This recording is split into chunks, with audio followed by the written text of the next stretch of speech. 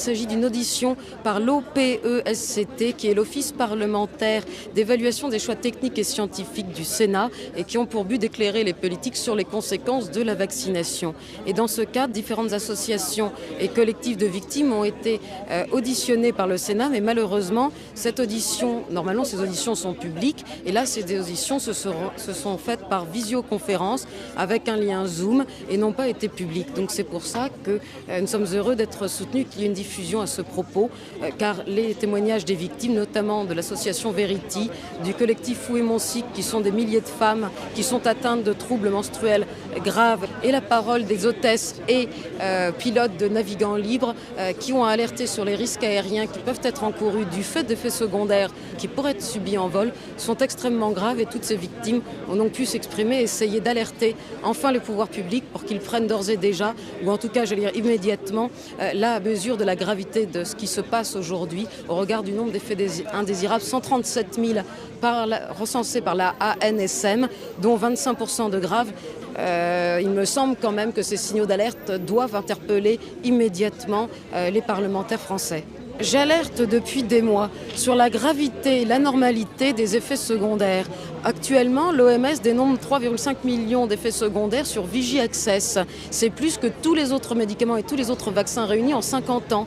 Comme on sait qu'à 10% simplement des chiffres sont remontés, faites la multiplication, vous allez voir, on atteint des chiffres stratosphériques, je le redis, 137 000 effets indésirables en France, et parmi eux, dans les cas graves, les 5e plus importants sont ceux qui causent des troubles menstruels aux femmes, c'est-à-dire une aménorrhée totale, des petites filles qui n'ont plus leurs règles, dont les poitrines se flétrissent. Nous avons le problème des femmes plus âgées qui certes ont déjà eu des enfants, mais qui elles, ou même d'ailleurs ménopausées, qui sont prises de métrorragie, mais ce ne sont plus des règles, ce sont des saignements vaginaux incontrôlables qui ne sont pas contrôlés par de l'hexacil par exemple, qui ne s'arrêtent pas, et c'est une impasse thérapeutique à tel point que ces femmes subissent des hystérectomies, comme le personnel des navigants qui s'est exprimé. Elle a dû faire un choix entre son utérus, j'allais dire, et son travail, et c'est ça la réalité des choses. Alors mon collectif donc s'appelle Où est mon cycle ? Il regroupe 10 300 femmes pour l'instant, plus de 1000 témoignages et 100 témoignages officiels, donc qui sont faits sur des formulaires CERFA où les femmes témoignent en engageant leur identité. J'ai par exemple des exemples de femmes qui ont leurs règles en continu depuis 290 jours. Ça, c'est quand même un petit peu pénible, ou qui, à contrario, ne les ont plus du tout.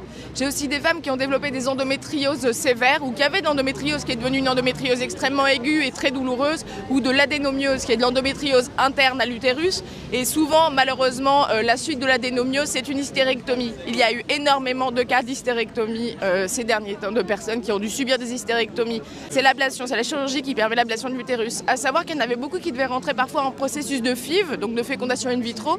Donc on a vraiment un bilan hormonal, on a des bilans médicaux très précis. Quand ces femmes justement vont consulter un gynécologue ou un médecin pour leur parler de ces effets, comment est-ce qu'elles sont reçues et est-ce que globalement elles sont prises en charge, et notamment au niveau des analyses qui peuvent être faites derrière? Alors pour la prise en charge, la plupart du temps on leur dit qu'elles sont seules, que ce sont des cas isolés. Après ça ne remet pas du tout tous les médecins en question, qu'on soit bien clair, mais je pense que dans 80% des cas on leur dit que non, c'est comme ça, c'est le stress, elles sont malades tout simplement. On ne veut pas parler du vaccin. Donc la prise en charge dans ces cas-là, elle est quand même pas terrible. Et à savoir que pour certains gynécologues de ville qui eux étaient très préoccupés et ont eu des patients qui avaient une adénomiose, ils n'ont pas pu faire analyser l'utérus après pour avoir vraiment une connaissance précise de l'état tissulaire en fait de l'utérus une fois enlevé quoi. Et comment vous expliquez justement le fait que certains médecins ne mettent peut-être pas tout en œuvre pour rechercher des liens de cause à effet éventuels? Est-ce qu'il y a une forme d'omerta? Comment ça s'explique selon vous? Il y a une forme d'omerta qui me paraît assez claire à partir du moment où on laisse des femmes dans l'errance médicale la plus totale pendant 8 mois alors qu'elles ont des effets secondaires qui sont graves, ne pas vouloir les reconnaître et les dénigrer en les laissant penser pour certaines qu'elles sont folles. Je pense que ça ne peut pas être lié à autre chose, c'est-à-dire qu'on ne veut pas en entendre parler, on n'a pas envie de les prendre en compte, sinon on ne laisserait pas les gens souffrir comme ça. Il y a une espèce de tabou qui s'est levé autour de ça, les femmes ont extrêmement peur d'en parler. J'intervenais là tout de suite au Sénat avec une femme de mon collectif qui s'appelle Véronique, qui elle, a subi une hystérectomie et sa famille s'est détournée d'elle, vraiment, en disant qu'elle était folle. On vient de lui enlever son utérus quand même. Il y a un vrai problème quoi. un vrai, je pense qu'il faut pouvoir parler des effets secondaires de façon libre. Après, quand on interroge certains médecins, ils disent qu'ils sont dans un inédit. Il faut bien voir que les femmes, on a l'habitude de notre cycle. On sait, c'est tous les 28 jours et on voit tout de suite quelque chose quand il est anormal. Et c'est ça que reportent les femmes, c'est qu'elles sont effrayées parce qu'elles font face à des règles violentes et très douloureuses comme elles ne l'ont pas connues. C'est parce qu'elles écoutent leur corps qu'elles font le lien. Et à ce moment-là, les professionnels de la médecine doivent le faire aussi. Et s'est exprimé sur France 3 récemment, je crois lundi, une gynécologue qui représentait la société Pfizer et qui a quand même dit sur France 3 que selon elle, il n'y avait pas lieu de s'inquiéter avant 3 mois de troubles persistants de règles. Monsieur Olivier Véran, lui, avait dit quand même aux femmes que si elles sautaient un cycle, c'était pas grave, ça reviendrait le mois prochain. Force est de constater qu'aujourd'hui, c'est pas le cas. Au bout de 6 mois, ce n'est pas revenu pour les femmes. Donc il est quand même incroyable d'entendre un gynécologue de Pfizer sur des chaînes de grande écoute dire qu'elle ne s'inquiète pas des absences ou des troubles de règles quand ça dure 3 mois. La détresse psychologique des femmes, elle est énorme là. C'est d'une importance vitale de s'en préoccuper maintenant et également de parler en fait des effets secondaires sur le cycle menstruel parce qu'il y a énormément de jeunes filles qui ne sont pas au courant, elles, de ça et qui pensent que c'est normal d'avoir des règles extrêmement perturbées, hyper douloureuses. Alors oui, les règles ça fait mal, surtout au début, puis après on apprend un peu plus à les gérer, mais là elles ont des saignements hémorragiques et je vous laisse imaginer une jeune fille de 14 ans qui en classe au collège a des saignements hémorragiques qui remplissent complètement son jean, comment ça se passe sa journée pour elle et les suivantes après à l'école. Enfin, au collège, en tout cas. J'ai quand même été très étonnée que les rapporteurs me demandent si on avait alerté l'EMA ou l'OMS. Ils sont avertis eux-mêmes puisque c'est eux qui produisent les chiffres.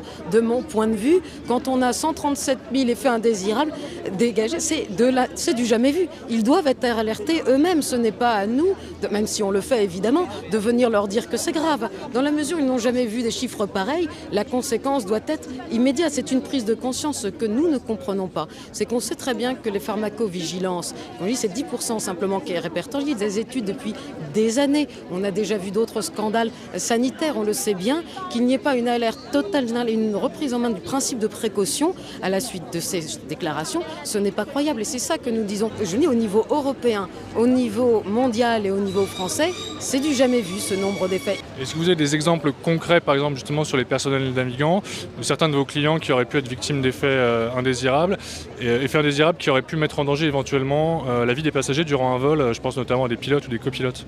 Il y a eu des témoignages en ce sens qui ont été répertoriés, qui ont été faits sur formulaire CERFA, qui ont été donnés non seulement au Conseil d'État dans le cadre d'un recours qu'ont fait les personnels navigants libres, et malgré ces témoignages CERFA dans lesquels il était dit qu'on avait pu observer effectivement des pilotes qui avaient subi des effets secondaires graves en vol et qui avaient entraîné effectivement des atterrissages parfois compliqués.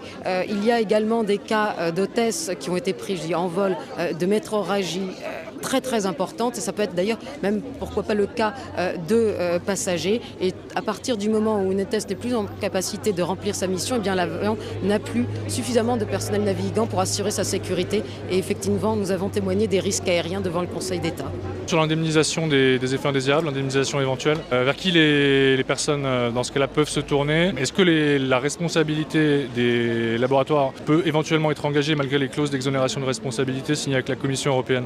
Eh bien, je le pense, car le premier point est qu'on indique que les gens seront indemnisés via l'ONIAM. L'ONIAM, qui est l'Office national d'indemnisation des accidents médicaux iatrogènes, prend en charge a priori les personnes qui ont été vaccinées par obligation, comme les personnels soignants, les pompiers, etc.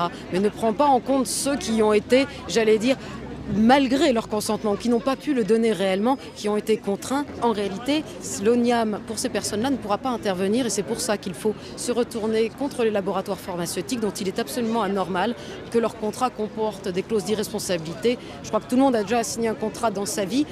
Quand on fait une faute dans le cadre d'un contrat, eh bien, on l'assume, on n'a jamais vu une irresponsabilité. Et puis finalement, si Pfizer, Moderna n'est pas responsable, que l'ONIAM n'a pas d'argent, eh bien alors qui va indemniser toutes ces personnes? C'est un point très important, mais le point le plus important reste quand même d'entendre cette parole pour trouver éventuellement des solutions et ne pas laisser toutes ces personnes dans des impasses thérapeutiques. Les femmes feront ce qu'elles veulent. L'idée, c'est quand même pas tout de suite l'argent. Ce serait bien de les regarder en face, d'arrêter de les dénigrer, de les reconnaître et de les entendre.